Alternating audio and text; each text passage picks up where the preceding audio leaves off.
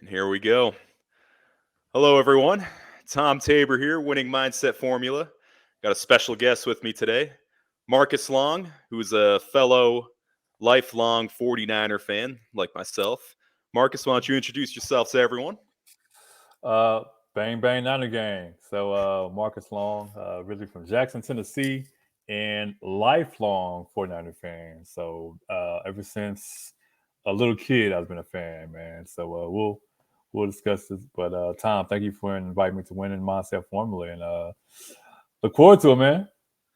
Oh, yeah. No, great to have you on.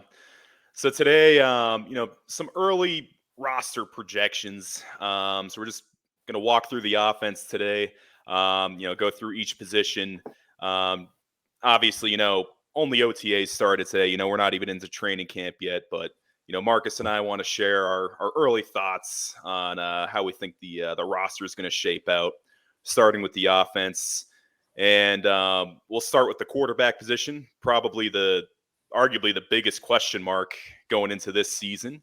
But to start it off, we'll have some fun here. Marcus, I want you to tell me, who your favorite quarterback to ever play for the 49ers was. I mean, this is kind of too easy. Um, So as a lifelong Niner fan, been a Niner fan all my life. Growing up, it was always Joe Montana and Steve Hmm. Young. So it's kind of like you pick your poison. But I would Exactly. say my lifelong favorite Niner QB is definitely is Joe Cool. He's he was Tom Brady before Tom Brady. He was the epitome of a quarterback Hmm. for decades. So it's always Joe Cool. No, absolutely. And then I know you were pretty young, but I think you got to see him play a little bit, at least for the Chiefs, right?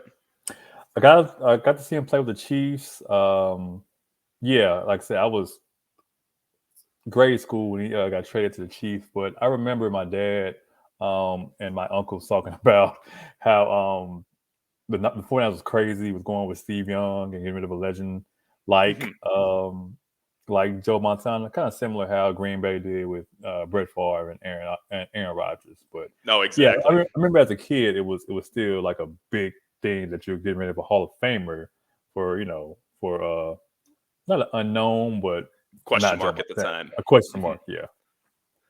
No, exactly. Yeah. And I will say, for me, it's actually the other one. Um, so the so the whole reason I'm a 49er fan is because of Steve Young. Steve Young was my favorite player as a little kid. Unfortunately, I didn't get to see much of him. His last season in the NFL, I was 4 years old, so I pretty much grew Mhm. up on Jeff Garcia and the plethora of quarterbacks that followed. Yep.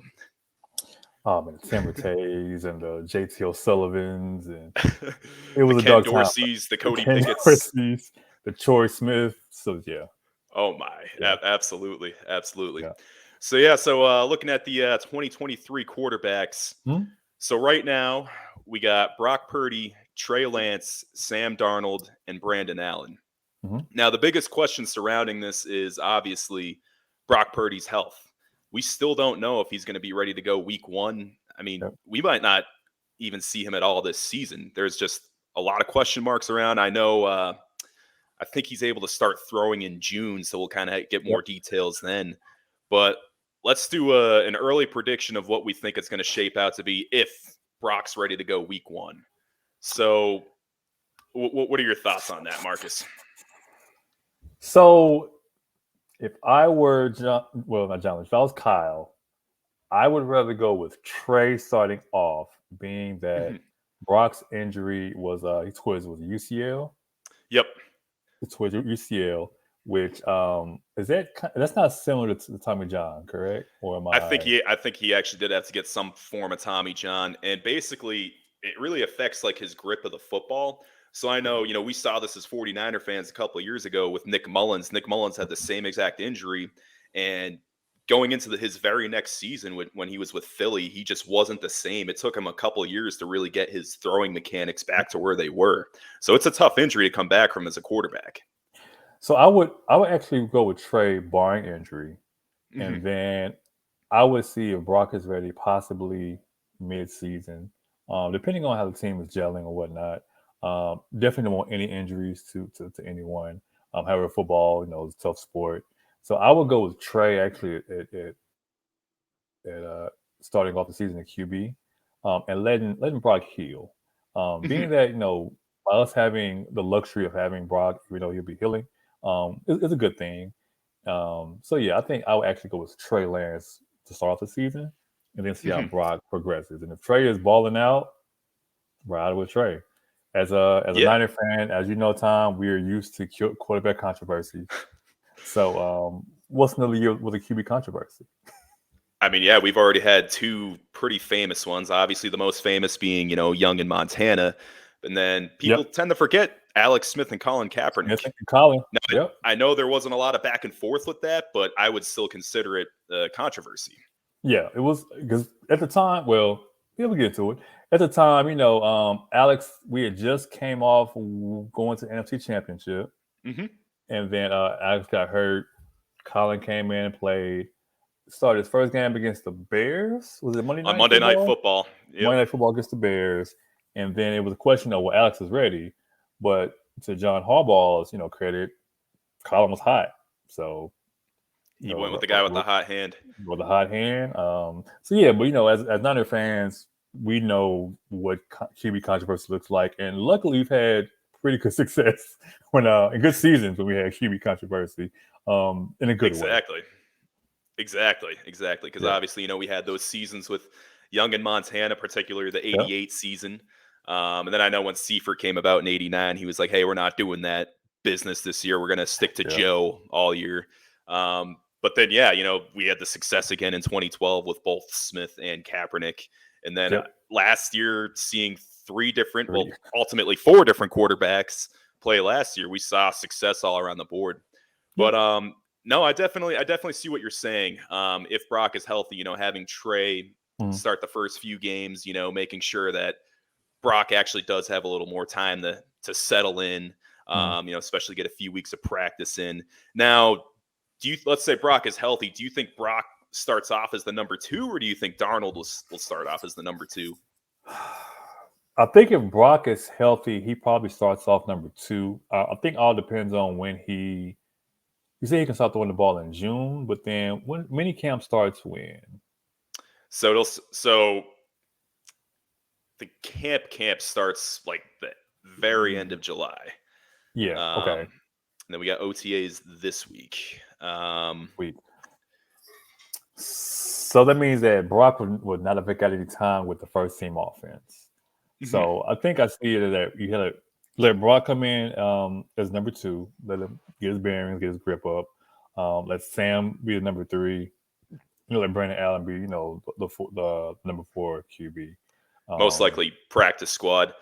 But unfortunately, yeah, I mean, I think Brandon Allen's talented enough where if he ends up on the practice squad, I think someone will definitely poach him for sure. yeah, yeah. Especially being he was what, a 6 or 7 year vet. Brandon Allen is, Hmm. as well as he was backup for Joe Burrow. So Yep, I think someone as you only have what maybe 20 20 good QBs, so everyone's always looking for a QB. So yeah, exactly. And of course, I mean, we're all too familiar with this, but injuries do occur at the quarterback position. So someone would yeah, probably be calling his number yeah, soon. yeah. So I have a All right. question for you, Tom. With the new, well, it was yesterday the news came out about The Brock Purdy the rule. Brock Purdy rule. Hmm. Do you see us carrying four QBs on the roster just in case? So Um, I see us carrying three. So you can correct me if I'm wrong, but I think that new rule it doesn't impact the 53 man roster. So it's not saying you can have 54. I think okay, it just applies to the amount of people that you can have dress on game day. okay, So on game day right now, I believe it's 46 players that you can have dress. But hmm, now with this new rule, you can essentially have 47.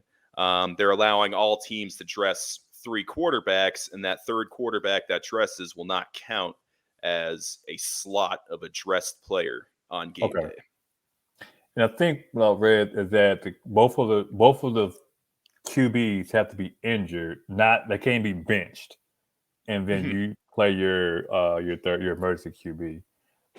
So with mhm. I think with that rule, I don't want to say a guaranteed Sam Darnold a spot, but it's likely that Sam Darnold will Very probably likely. make the roster based on that rule. Very likely. Very Yeah. likely. All right. So then, the other scenario, let's say we don't see Brock at all this year. I would Mhm. have to say I'd probably still see, I'd think Trey Lance would be the day one guy. So today was the first day the media was allowed at OTAs. Trey Mhm. Lance took all the reps with the ones. Sam Mhm. Darnold took all the reps with the twos. Brandon Allen took all reps with the threes. I think if the season were to start today, Brock's not available. I think that's exactly how it would shape out. I think we have Trey Lance being the day one starter, Sam Darnold being that backup, and then obviously, Brandon Allen would actually be that third quarterback to dress if Brock's not available, because he'll be on the the PUP list by Yeah. week one if he's not available. And then with the pup list, he'll be available after week 6. I believe so. Yep. Week 6, and then he has 2 weeks to practice. A 2-week practice window, and then. No, okay. Mhm. So So yeah, I mean, I guess we'll get more answers in June. But yeah, I mean, if I were a betting man, I want to say our day one starter is it's Trey. realistically going to be Trey Lance. Okay. So another scenario: if Brock doesn't play or he's on the pup list, should we bring in another QB? Look, we went through 17 QBs last year. We can't sign Josh Johnson because he signed with the Ravens. Yep, I just saw I So, signed with the Ravens today. so do we should we sign another QB and overcompensate for what happened last year, just in case Brock is on the pup or might not play Mhm. all year? Yeah, I think we'll definitely carry a fourth quarterback on the practice squad at all times this season. I mean, and that might be, we might end up running through a few guys, of course, because people get poached off the practice squad every single week. Mhm. But yeah, I can't see us, taking an active roster spot on a fourth quarterback. But we'll always have someone, available on the practice squad that we can call up in case of, any injuries that do occur. Okay. Out of curiosity, Tom, I know we signed Brandon Allen. I'll go move on if you want to move on from QBs. But was there a QB that you wanted us to sign after we signed Darnold, besides like Brandon Allen, or was it?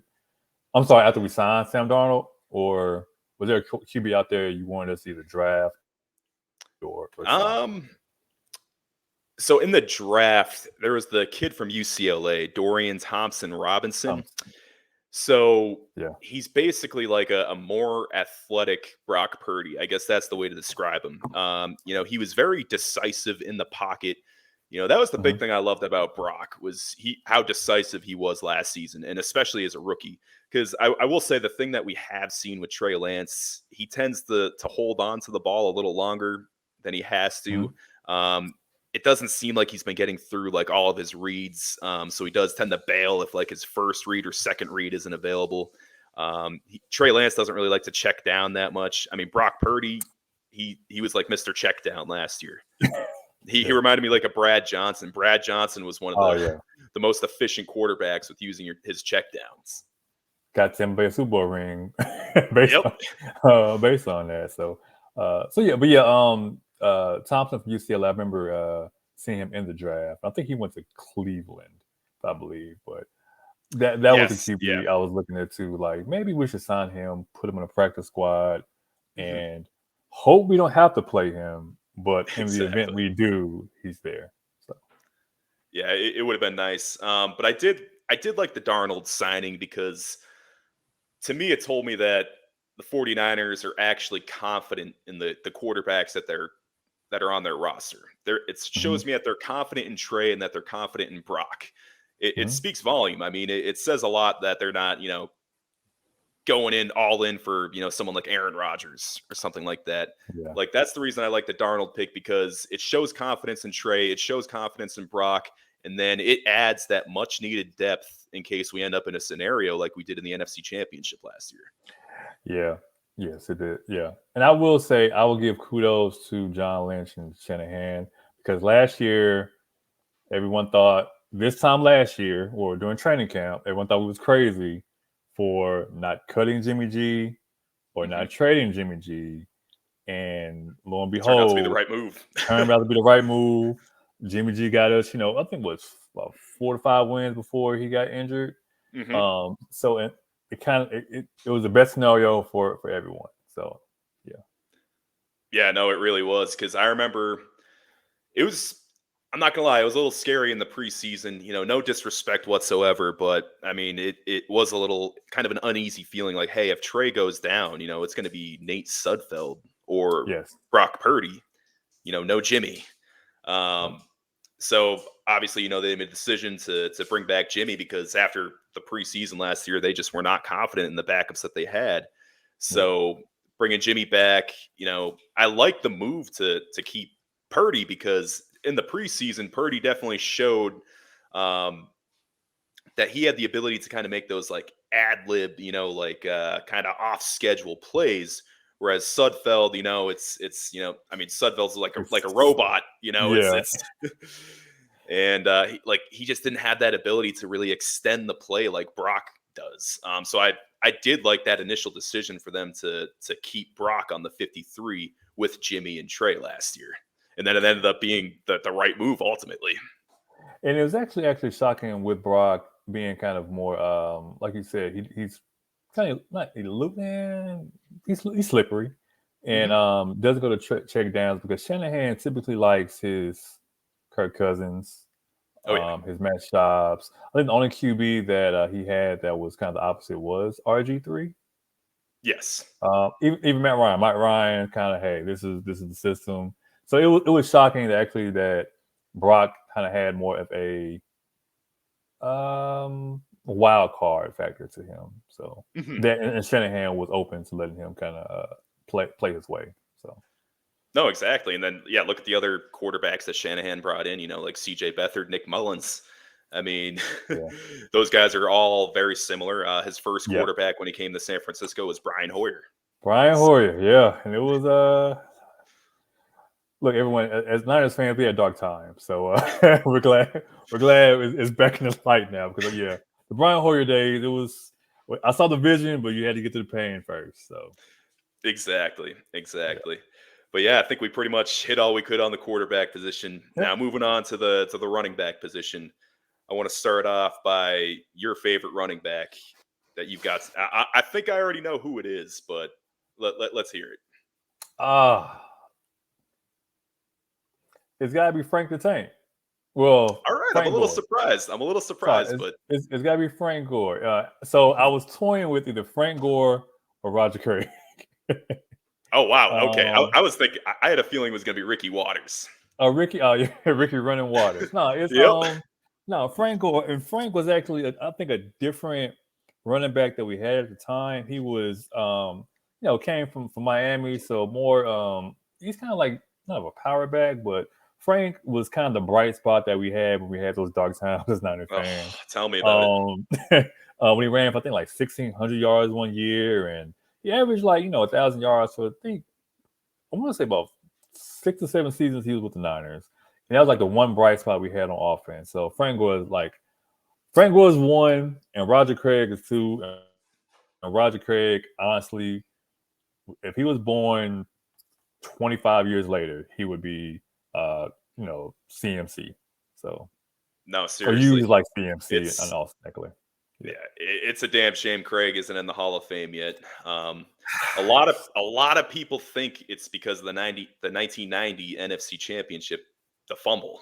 The fumble, that's That's the logic behind that. That's what a lot of analysts, experts have said. Like, oh, if Roger didn't fumble that, he'd probably be in the Hall today. But it's one play. I mean, you can't take away from the amazing career that Roger Craig had. yeah, I don't think it's, I think with Roger is that he only had maybe, if I'm wrong, 1 or 2 1,000 yard seasons, but I know he had the one season when he had was 1,000 yards rushing, 1,000 yards receiving.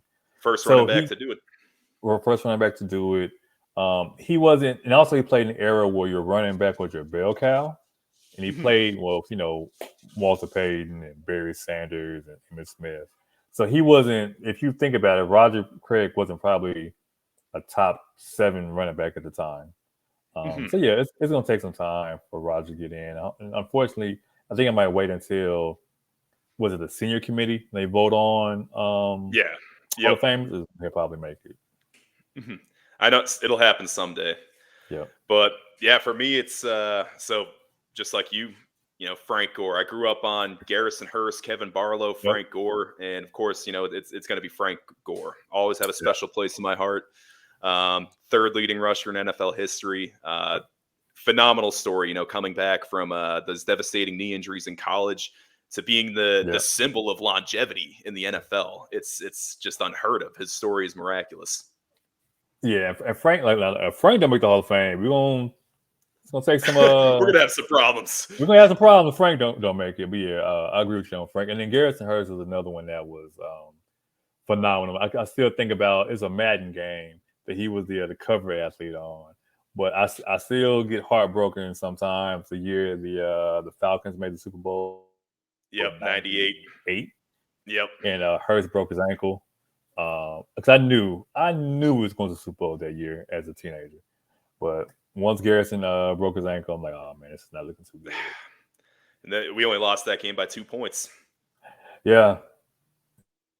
But yeah. I still remember Garrison, the long run was it week 1 against the Jets. Against the Jets in overtime. Yep. First play of overtime.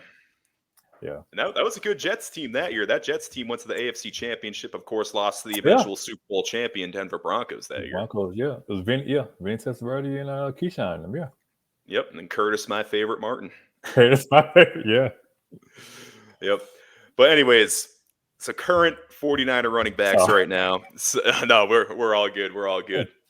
So obviously, Christian McCaffrey, I feel like under Shanahan, and actually just in general, this is our first true number 1 running back since Frank Gore, because it's kind of been a carousel ever since then. It's basically been a running back by committee, especially with Shanahan.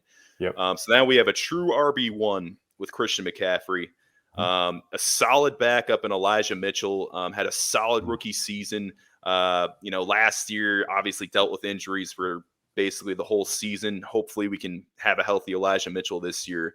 And then a guy I love, made the team last year as an undrafted free agent, Jordan Mason, had a huge role on special teams, kickoff coverage, punt coverage. I think he was also on the return teams as well. Huge role there. That role alone basically solidified his roster spot. And then, of course, we, another third-round running back that we had last year, Ty Davis Price, who might be on the bubble this year, because now we got, 2 more undrafted free agent running backs in Kalen LeBourne and is it Ronald Awatt out of UTEP? Yeah, kid from UTEP. Mm-hmm. So it's interesting because, obviously a couple of years ago, Kyle and John Lynch drafted Trey Sermon in the 3rd round. He ended up losing his roster spot to an undrafted free agent, and it's kind of shaping up to be very similar this year, with TDP. I think Kalen LeBourne, I have a really good feeling, the kid from Marshall, that he could have a roster spot this year. So, like you said about having someone on the practice squad, I would love to have Kalen LeBourne in the practice squad. My fear is if you're in a practice squad, somebody's definitely going to. He's going to get poached. Somebody's definitely going to snag him. I remember seeing. So I'm also a Florida State Seminole fan.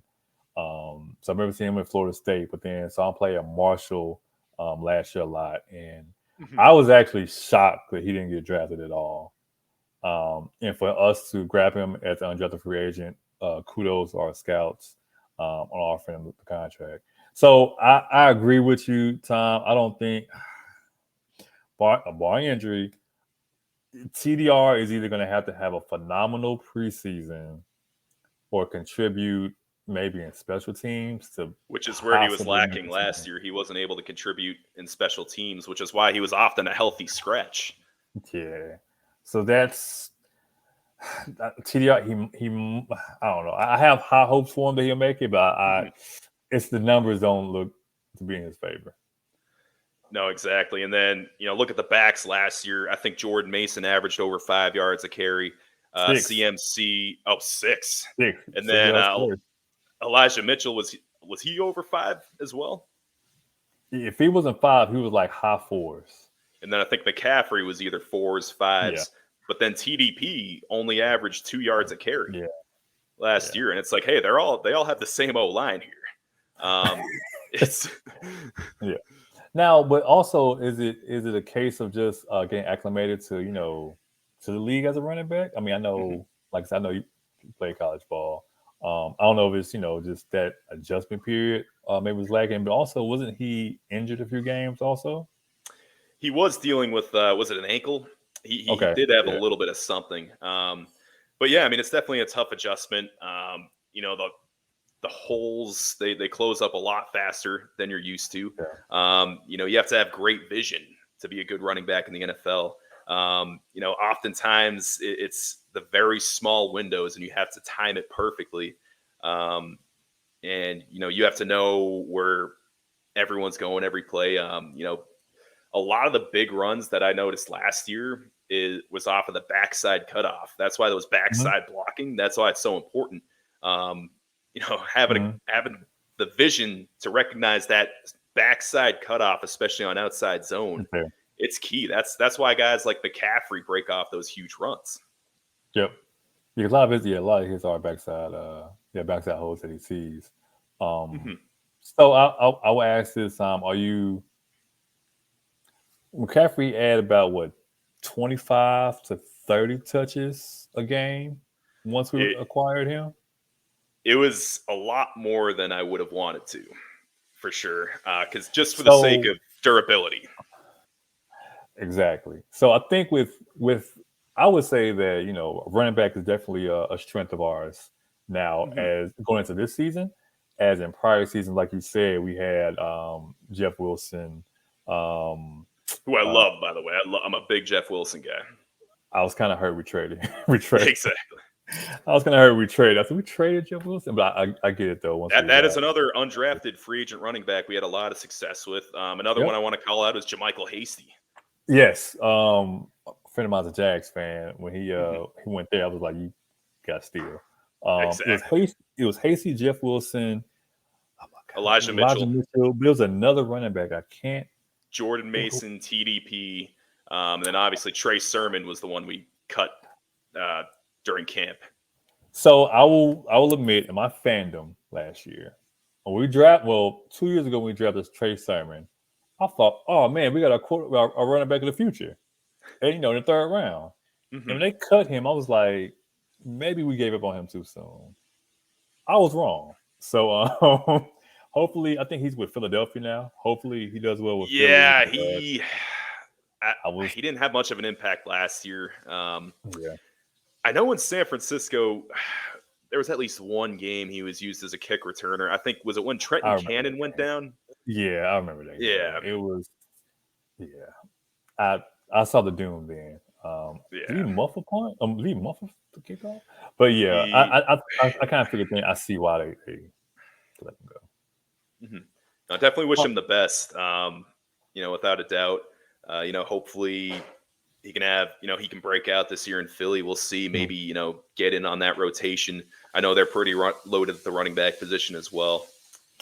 What I was gonna say about what CMC's touches that do you think we that the Niners should increase the touches of Elijah Mitchell to like 10 to 15 and then give Jordan Mason some of those kind of goal line touches to help spill, Mhm. CMC just, uh getting banged up.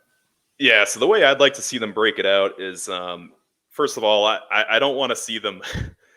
No disrespect to CMC. I mean, I think he does a solid job of this, but I don't want to see them running between the tackles anymore. I think Christian McCaffrey. I I agree. think Christian McCaffrey is best utilized for outside zone Mhm. and toss sweeps. I think that's his bread and butter right there. Really uses his biggest weapon, which is his speed, his acceleration, his agility. Um, if you're going to run anyone between the tackles, I mean, Elijah Mitchell has actually proven that he can Yep. be a power back, but you have a true power back in Jordan Mason. And I think that's Yeah. the kind of back that you're going to run power, you're going to run duo with. Mhm. That's the guy that you run in between the tackles with. So I'd like to see them split it off that way. Like, yeah, if you're in on the goal line, I don't think McCaffrey should be in there. I mean, if you're at the 1 yard line, I think you get it off to Jordan Mason.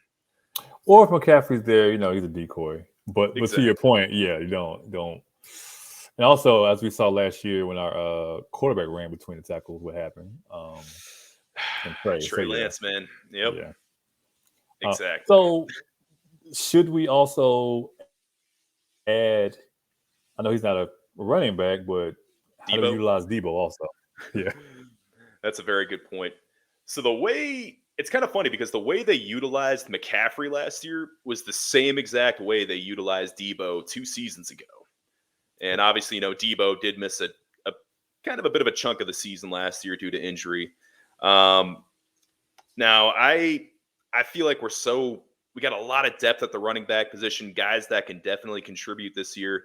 Where I feel like it's not really necessary to line Debo up in the backfield.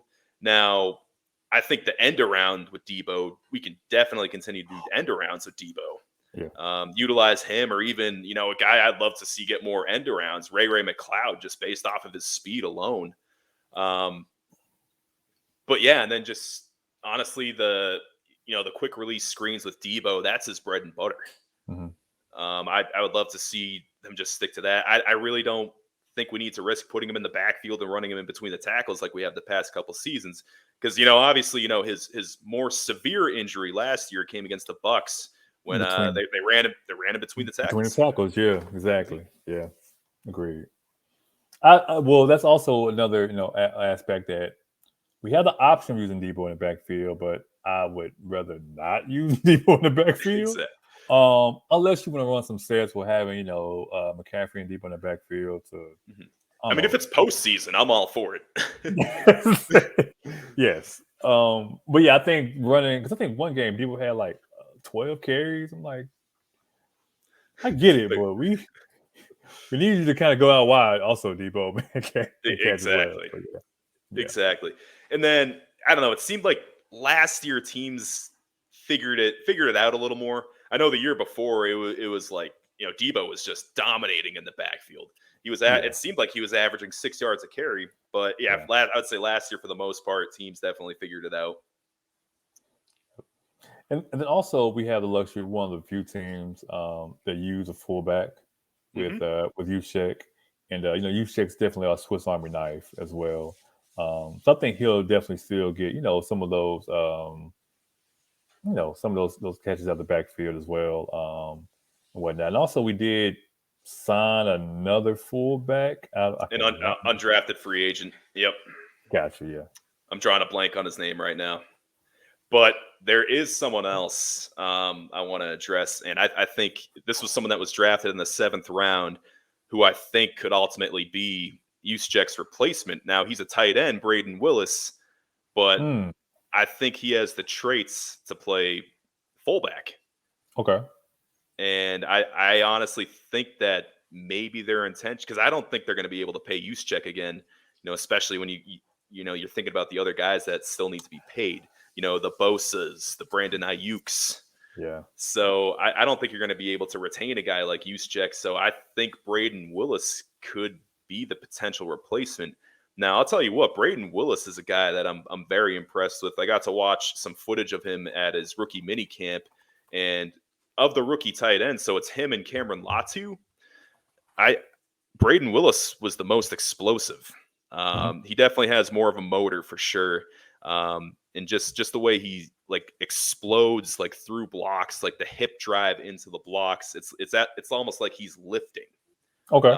as opposed to just driving. I think he has more power coming out of his stance and just more explosive. I think he can fill that role of a Kyle Juszczyk. When Juszczyk's contract's up. And I mean, and luckily we have the luxury of looking for a successor now rather than it being a need. Hmm. By having Willis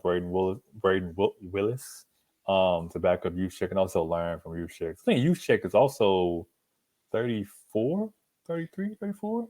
Yes, 33, 34. So sneaky older for a fullback in the league. But No, exactly, exactly. And I'm trying to think, because yeah, like think about Tom Rathman. I think when he was 33, 34, that's when they made the decision to move on from Rathman.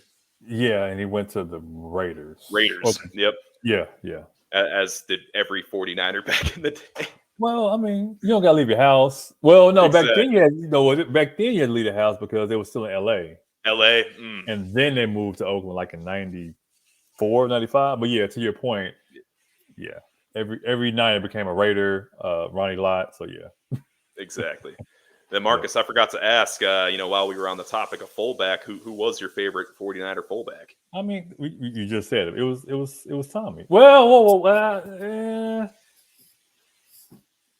Nah, it's Tom Rathman.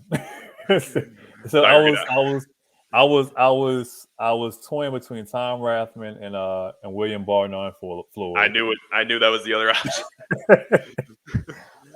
So yeah, I was trying to figure like which one, but yeah, it was Tom Rathman. Like Rathman again, Mhm. fullback that could run, caught out the backfield in the West Coast offense with Seifert, then Seifert and I'm sorry, and Walsh. So Mhm. yeah, it was Tom Rathman. Absolutely. Now I gotta say, well, for me, I mean, I grew up on Fred Beasley, Oh, I so forgot about Fred it's Beasley. definitely a Yeah. big Fred Beasley guy. I liked Moran Norris. Moran Norris, I thought his Mhm. first few years absolutely solid. Um, a not so hot take. I think Bruce Miller was a good fullback, but He obviously was. he's been getting No, into he quite a bit of trouble lately. so yeah, I mean, yeah, I saw the headline, I think, last week. What Oh happened. God, No, yep. Bruce Miller actually was. I think Harbaugh wanted to use Bruce Miller kind of how we're using youth check now. Because Bruce Mhm. Miller did have some versatility to him, whatnot. But yeah, he was actually a very good fullback for us as well. And what was most surprising was that he was a D end at UCF. Oh, That word. He yeah, sure was. and he converted to fullback his first year in the NFL, and he was. I mean, granted, we were one of the few offenses to still have a true fullback, but Mm, he was up there. He was solid for a few years. He was with the team until 2015, of course. yeah. Um, but yeah. And now we got to move on to probably the easiest position to predict. I think it's going to be almost identical to last It's year, with the yeah, exception of maybe one spot. So let's talk about yeah. receivers. And now, of course, I'm going to ask you. This is probably a very stupid question, but who is your favorite receiver as a 49er fan? So so the reason, little quick story, the reason I'm a 49er fan is because when I was a child, my mother bought me a Jerry Rice jersey. Kind of similar to this. I'm sorry, Jerry Rice shirt, similar to this. Hmm. Um, and Jerry Rice is my all-time favorite athlete of all time. Hmm. He came from a small town in the South, like I did. He attended the HBCU, that like I did as well. So Jerry Rice was kind of the epitome of kind of hard work. I even tried to run heels in my Oh hometown. yeah. We did. I struggled, but because Jerry Rice did, I tried also. Hmm. So Jerry Rice, of course, is my all-time favorite wide receiver and also 49er, with the close second for me being T.O. Oh yeah. So, and then a third, it's gonna sound crazy, but it was it was John John Taylor. Taylor. Hmm. Yeah. So yeah. Gosh, yeah. I gotta say, so for me growing up, you know, I'm, gosh, I have to think about those like 2004 to 2010 years, and it's like But you know who I did love actually like I was super excited. I know it was the tail end of his career, but Isaac Bruce. His Yes, last Isaac couple of was years, I was a huge fan of Isaac Bruce when he came to the Niners. he was And a great then, pickup for us. Yeah. oh, absolutely. But in recent memory, honestly, I'm not really going to count the most recent years. Obviously, Mhm. Debo and Emmanuel Sanders, like those Man, it was guys, great. those were amazing. That was an amazing group to have together. But honestly, Anquan Bolden in So 2013, that was what a signing. I kind of figured he was going Anquan. The way Anquan played, we got Anquan for a washing machine. Yep. Pretty much in the trade. So shout out to Harbaugh on giving his brother a bone after beating us in the Super Bowl. But Exactly. yeah, I can see how Anquan is your favorite though. I mean, gosh, yeah, that Honestly, I think that 2013 offense was better than the 2012 offense. It's just it's a shame. It's a shame. But Anquan did have that huge touchdown catch in the NFC Championship against Seattle. Yep, and then Richard Sherman pass interference. Yeah, we're not gonna talk about that. It's 2013. The route that Michael Crabtree actually won. Yeah, but the shockingly, ball was just underthrown. oh man, We're not going to talk about it. Eddie, we're here to no, talk about the we're here to I'm talk about the sorry. receivers. All right. So yeah, like I was saying, I think this is a pretty easy prediction here. So I think it's going to be Ayuk as your. I think Ayuk's going to be your one. Believe it or not, I I think can see Debo that. will Yeah. be our two. Mhm. Third and Jawan. Jawan Mhm. Jennings will be Third our and Jawan. third.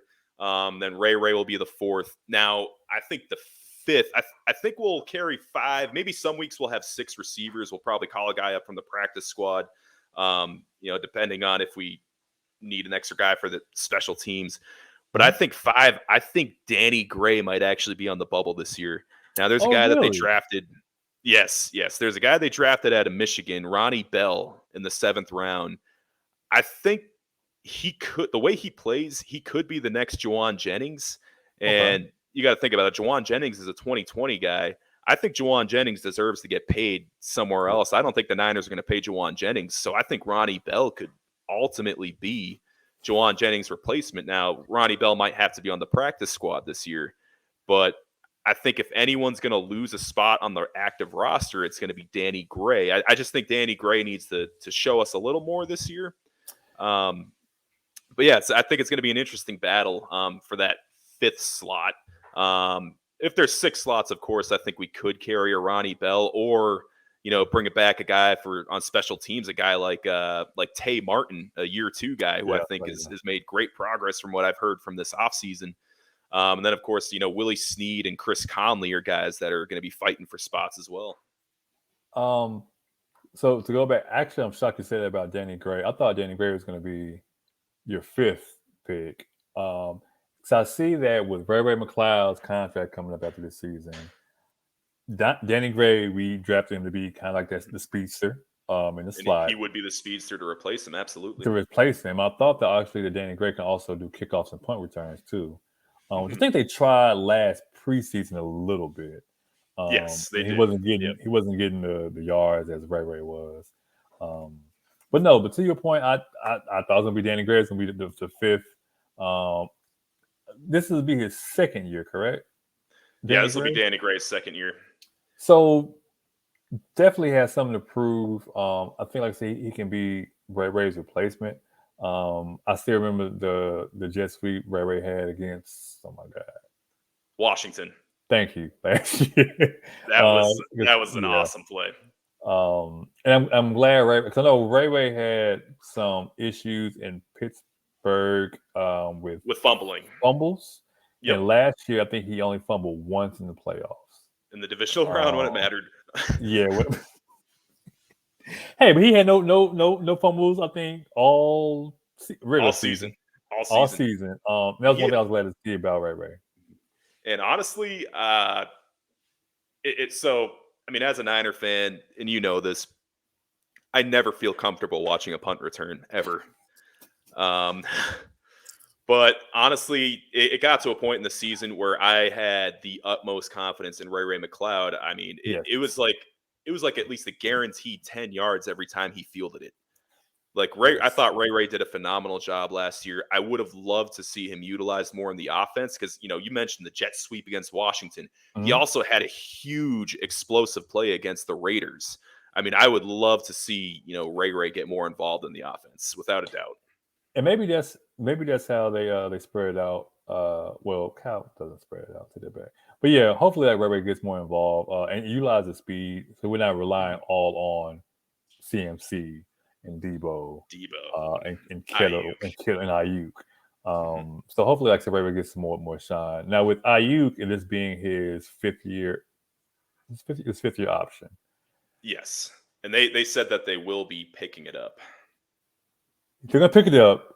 I think the question is can they pay Ayuk? That's the $1 million question. I know they cleared up the cap space by restructuring CMC's contract. I think they cleared up another 9 million. But yeah, Bosa still needs to be paid. So who's it going to be? Is it going to be Bosa? Is it going to be Ayuk? Are they going to restructure other people's contracts to help pay both of them? It's unfortunately we might be in a tough situation in the next couple years with cap space. Yeah, because I know this is the year that Debo's extension goes into effect. I think his cap hit is like 20 something mil. So yeah, It's something unbelievable. Yeah. So I think this is the year that I'm glad Ayuk had he had like a consistent year like he did this year. I think we was all yearning for Brandon to be the number one or the first overall pick that we see his the receiver classmates been. And this year, I'm glad he finally broke out. So I hope he balls out this year, and Oh, yeah. I hope he gets paid. Hopefully it's with the Niners, but if not, just get paid. Bro. He'll get paid somewhere else for sure, without a doubt. I think he's going to be a premier paid. receiver in this Yeah. in this league for sure. Yeah. But now we got to move on to the fun position, tight ends. And I say fun because you got personalities like George Kittle here. Now, Yeah. let me start with your favorite tight end to ever wear a 49er uniform. It'll have to. It's VD. It's Vernon Davis. I was going to say the same. That's mine, without a doubt. Yeah, it's Vernon Davis.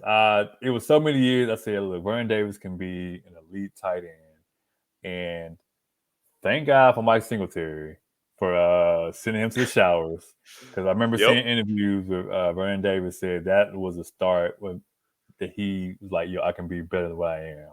So it's probably Vernon Davis. It was between Vernon Davis and Brent Jones. Yep.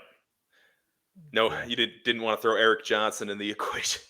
Nah, wasn't huge on Eric Johnson. What's my man in the 80s? He was number 81 for the Niners. Like Russ Francis.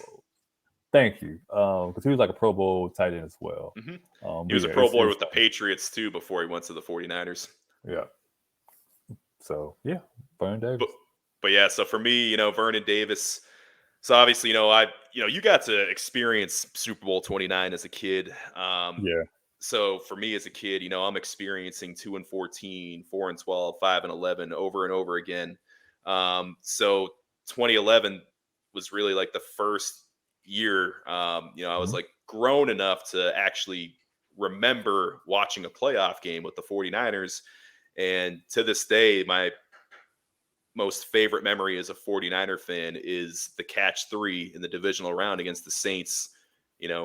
Vernon Davis with as Ted Robinson said, Vernon Davis with the play of his life. And it's funny because Vernon Davis, he caught it and he cried like T.O. did in catch 2. Yep. It was kind of like in the same position of the field like the catch 2.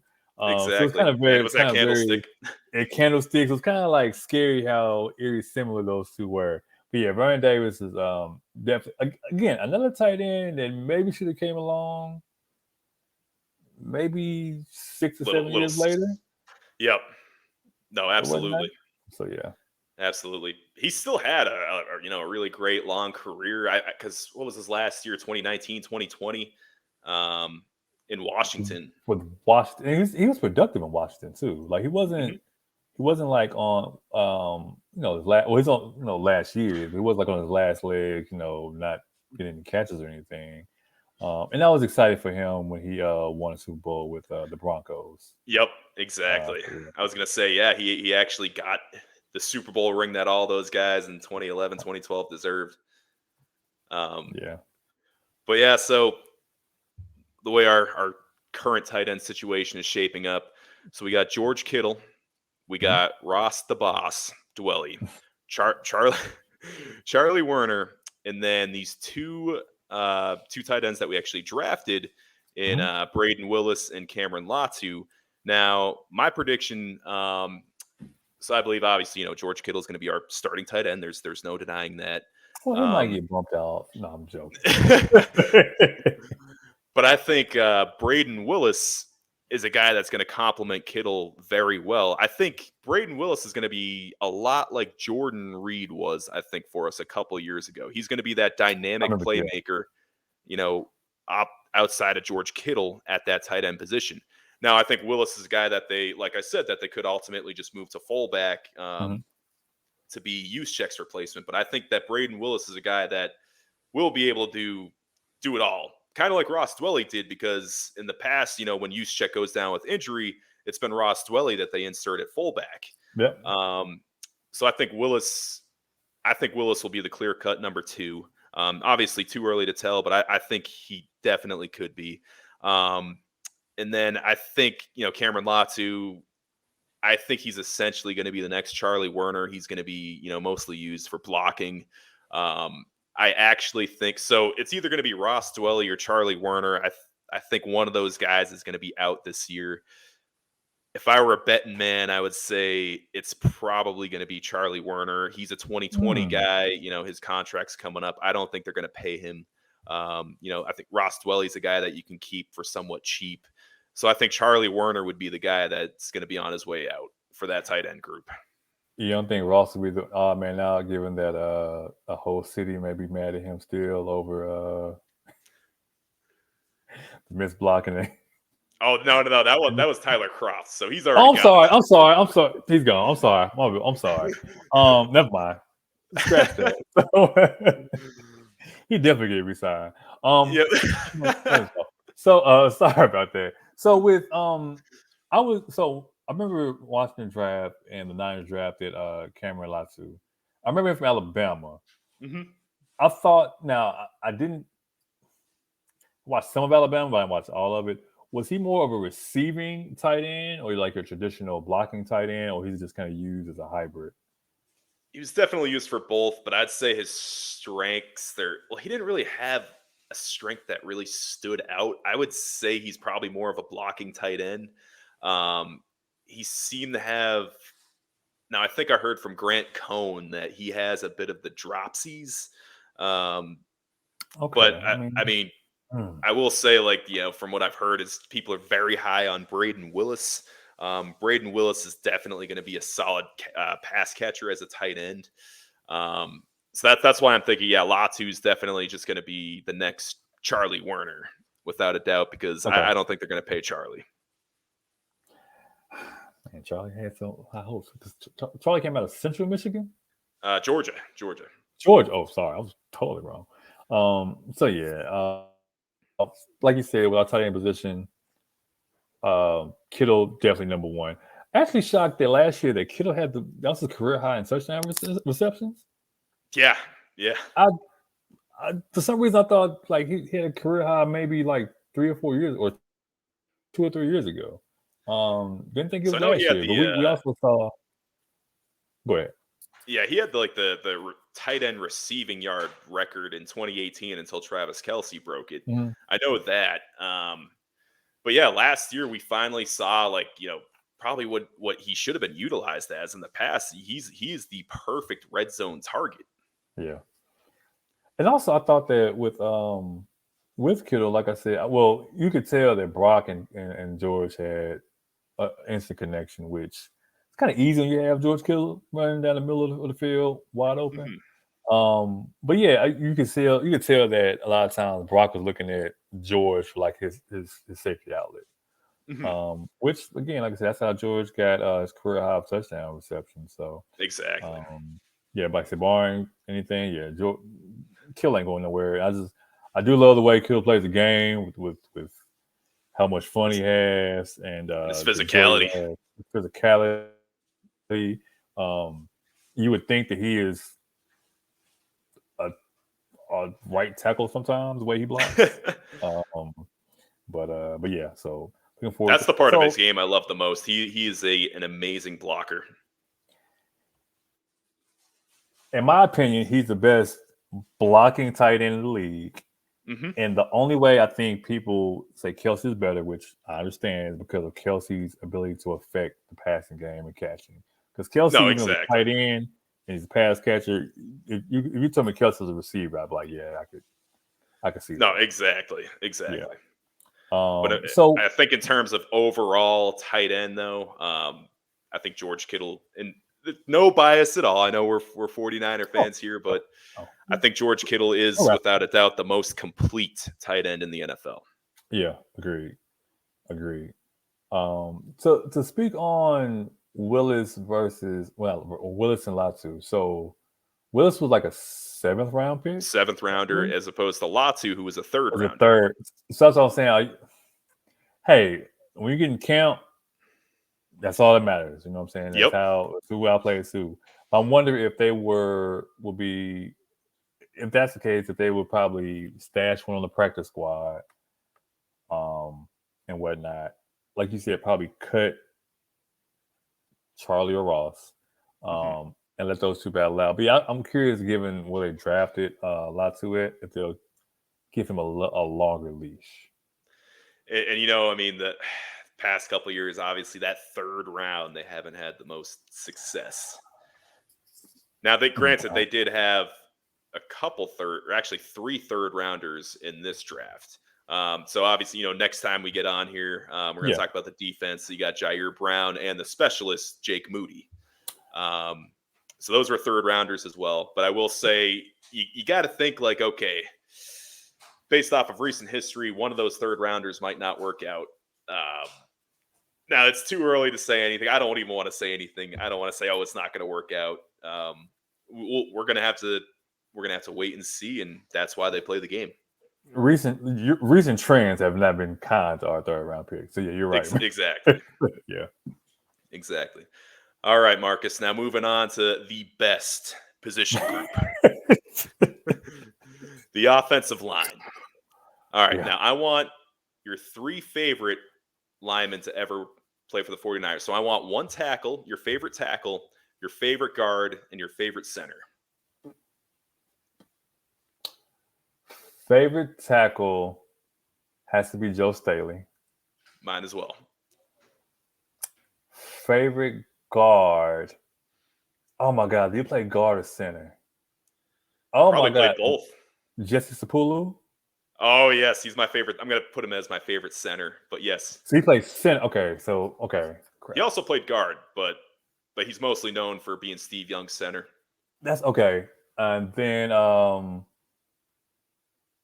my God. Oh, favorite guard. Oh my God. I can see his name, but I cannot pronounce it. Mike Upati. Okay, we have the same exact list of favorite offensive linemen And we for didn't the cheat. Yeah, Niners. we didn't. cheat. Yeah. Mike and So Potty. Yeah. obviously, me, I grew up on Joe Staley. He's without a Yeah. doubt my favorite offensive tackle. Now, don't get me wrong, Trent is up there too. I think Trent is better than Joe Staley. I think Yeah. Trent will go down as one of the greatest offensive tackles in the NFL. But, obviously, I grew up with Joe Staley. That's probably why I'm picking Joe Staley. Yeah.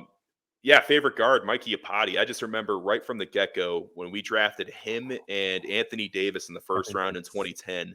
That was one of the best first rounds the 49ers have ever had. Those Yep. 2 picks were fantastic. And those 2 picks were a part of what's arguably the greatest offensive line in 49er history, that 2012 squad that went to Yeah. the Super Bowl. And that shored up like our line. I remember like everybody said, y'all drafted 2 offensive linemen. I'll take it. I always look. You can never have too many O linemen. So I'll take I was that O-line fine. over any offensive line we've ever had. I was fine taking both of them. Honorable mention to Guy McIntyre. Yep. Honorable He was the mention. fridge before the fridge. He was the fridge for the fridge. Honorable mention to Steve Wallace. As a kid, I remember Steve Wallace said, "Why is his helmet so different?" Yep. Harris Barton. Harris Barton. Randy Cross. What's my man name? His last name was Oates. No, I'm thinking about Harris Barton. Sorry. Mm-hmm. So yeah, we've had a litany of great offensive linemen. Like I said, I think Joe and Trent might go down as probably our best 2 offensive linemen ever. Now, granted, we had Trent kind of in his. Well, no, I could say we've had Trent Williams in his prime. Oh yeah, absolutely. This been prime Trent Williams. And keep in mind, we also had Larry Allen. Don't forget about that. We did have Larry Allen, and he made it to a Pro Bowl in San Francisco. He was in the 04, 05 when we had Larry Allen. '06 and Oh '07. six, okay. Yeah. So he was a guard with the Cowboys, converted to Mhm. left tackle. I think it was left tackle with the Niners in '06, and didn't miss a beat. One of the best offensive linemen to ever play the game in general, Larry Allen.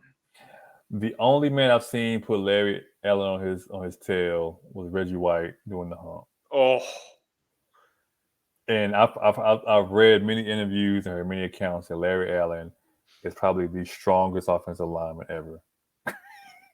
So I agree. yeah, yeah, But yeah. anyway, so getting into our current lineup. So my prediction from left to right this year. So I mean, no surprises here. I think Trent Williams will be our starting left tackle. Then you got Aaron Banks at left guard. Jake Brendel will return as our center. Spencer Burford at right guard, and then Colton McKivitz at right tackle. Now, I mean, there are a ton of scenarios that we can walk through here. But what are your thoughts on that offensive line? Yeah, it's probably the same. I was not shocked that we signed Colton and moved him right tackle. I still give Colton kudos 2 years ago when Trent Williams went down and he stepped in at left tackle against the Rams, the season finale, Yep. um, whatnot. So from then on, I said, yeah, Colton's good in my book. And he's always been a great swing tackle or swing lineman for us. But yeah, I have the same. We'll probably be our starters this year. Yeah, and then props to Colton. He was a guy that he was part of that 2020 class.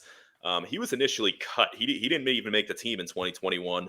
They brought him back later in the Mhm. season, and of course, he started in that season finale in Trent Williams' absence. Now, I think McKivitz is nothing against McKivitz, but probably a downgrade at the right tackle position from Mike McGlinchey, without a doubt. But I think McKivitz is a guy that has a lot to prove. Now, I want to talk about a different scenario. So, Niners signed John Feliciano in Mhm. free agency, a guy who has started many games in the interior this year. Now, you have a guy in Spencer Burford who has, the experience of starting, all games last year as a rookie. Now, Burford played. I know he's a little. I think he's on the like. I think his arms are a little bit on the shorter side, Yeah. but he's a guy that played tackle in college. What if Feliciano started at right guard and you kick Spencer Burford out to right tackle? And that would make McKivitz our swing tackle with like our tackle pretty much there. Like, or I'm sorry, our swing lineman. Sorry. Yep, I'm yep. Him or Jalen Moore. oh, I forgot about Jalen Moore too. There, right tackle. Mhm. I'm fine with Feliciano being the right guard. I think the only thing I remember about Feliciano is I remember watching the game when he played for the Giants and he was getting destroyed. Now, granted, Mhm. everybody has one bad game.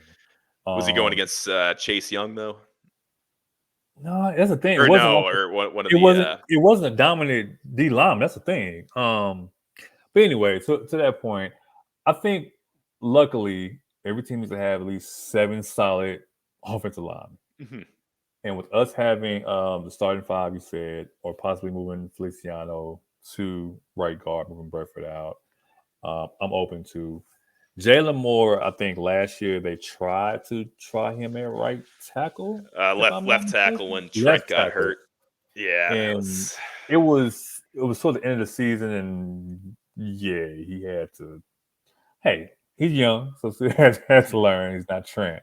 But I think if we depth wise, if we went 9 deep, offensive lineman, maybe even 10, I'll feel comfortable with that. But I think Mhm. actually having granted, I'm giving Colton some grace given what he did 2 years ago, which is Yep, dumb on yep. my part.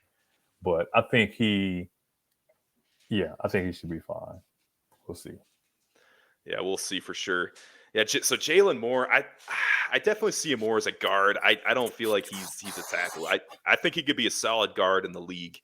Okay. Um, and then I'm thinking John Feliciano. I think the way it is going to play out is I think he's basically going to be the next Daniel Brunskill. He's a Okay. guy that's going to be able to play all five positions on the line. I think they might have that same rotation with Burford again. So it'd be Feliciano rotating with Burford. Um, Now, I will say a pleasant surprise on the offensive line would definitely be Aaron Banks and Jake Brendel last year. Yeah. It seemed like they struggled mightily from what I've heard in preseason camp, and then of course watching the preseason games. But they flipped the switch in the regular season. I was very impressed with Aaron Banks. He was a guy, Yeah. being a year two guy, he made significant strides from year one to year two. And because initially it seemed like, because he was in the same class as Jalen Moore, it seemed Mhm. like Jalen Moore was going to be the guy that probably would have had more of a chance at starting at left guard than Aaron Banks. And I will say, I had concerns when we lost Laken Tomlinson, decided not to bring him Yeah. back, but Aaron Banks was able to fill that void. Um, Now, another guy I think who might be a sleeper this year, well, a couple sleepers. So Jason Poe, he was undrafted last year. He was very close to making the team. He ended up on the practice squad all year. I think that's a guy that can make a huge jump from year one to year two. Now, the other one is Nick Zakel. Now, keep in I mind, cannot pronounce the name. I saw. I couldn't pronounce. Yep.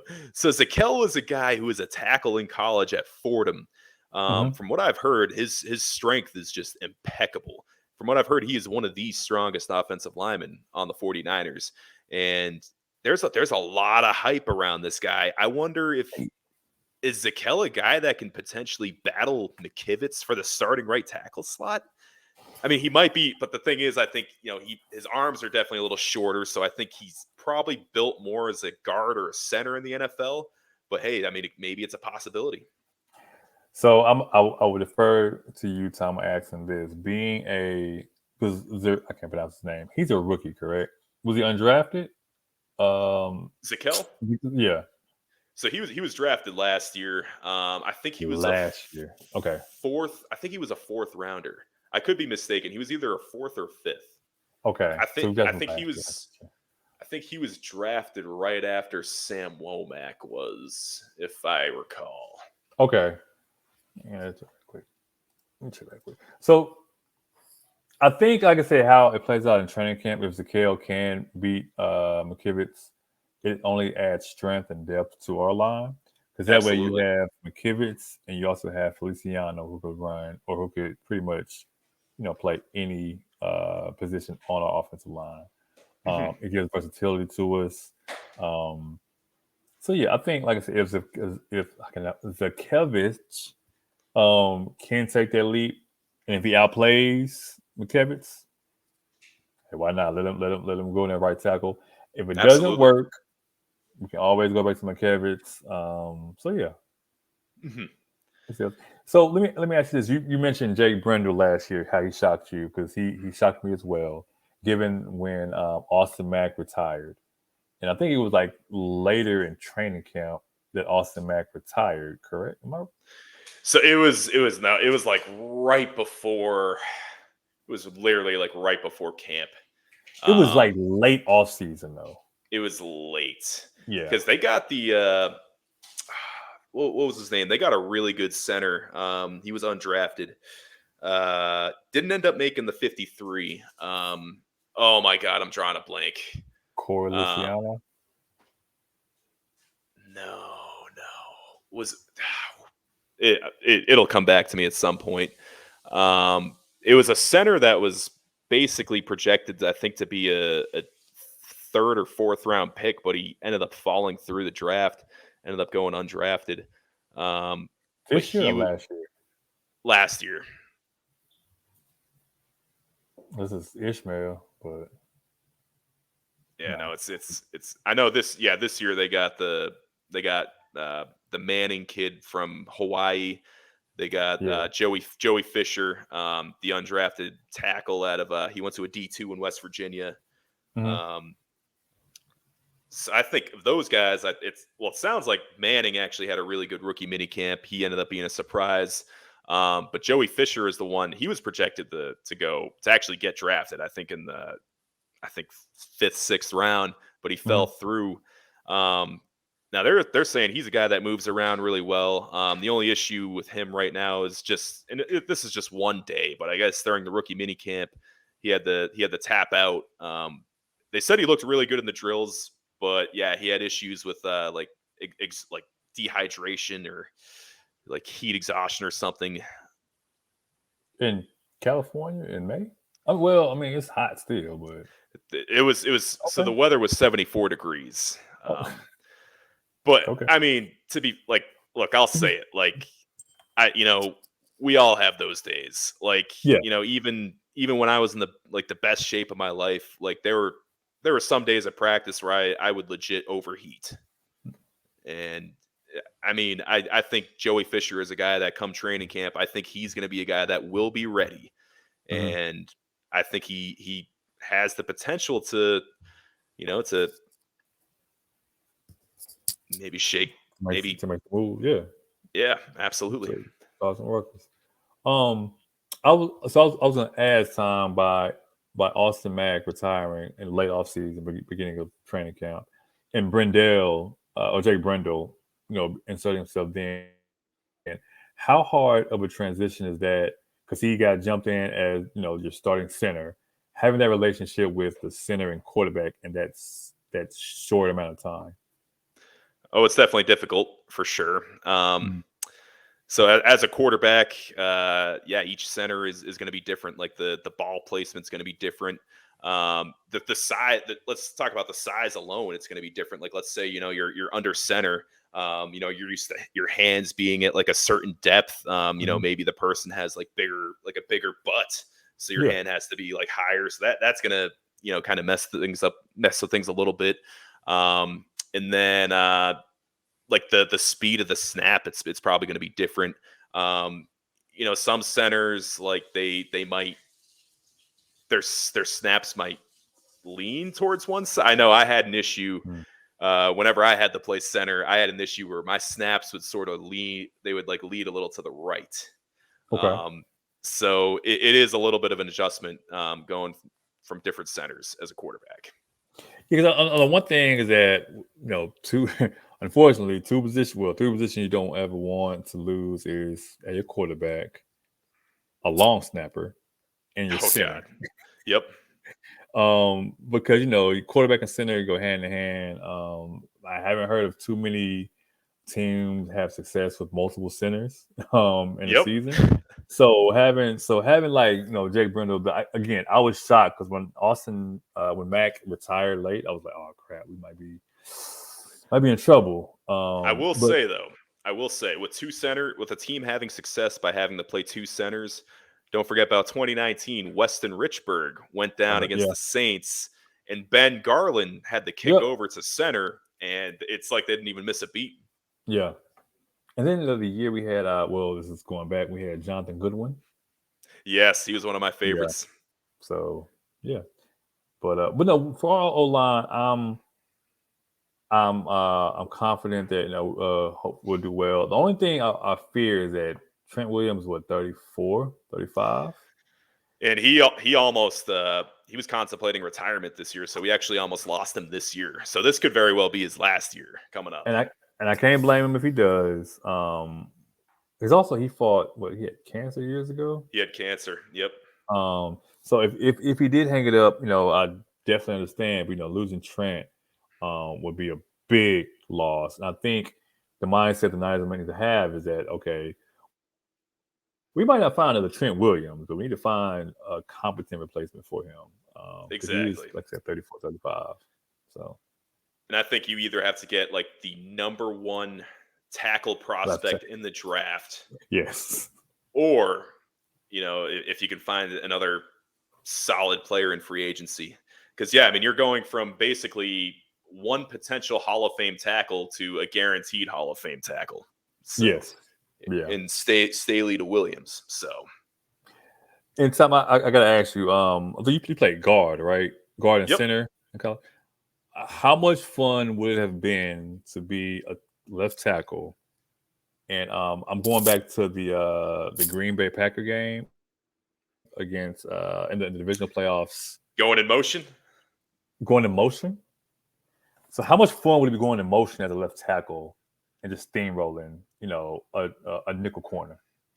That would be a ton of fun. I will say I actually did get to go in motion once when I was in high school, but I was actually lined up in fullback. We had Ah, a heavy package, and it was called Optimus, and I was Optimus. So I would leave my guard slot, line up at fullback, and there was one player where I got to go in motion and basically kick out. It was most likely going to be an outside linebacker, maybe a nickel corner. mhm. So that was that was always a lot of fun. And the defensive end, that's kind of be a fearful sight to see Trent Williams in motion. Like, Oh yeah. yeah, I definitely wish that that's something that I could have done in college for sure. Gotcha. Yep.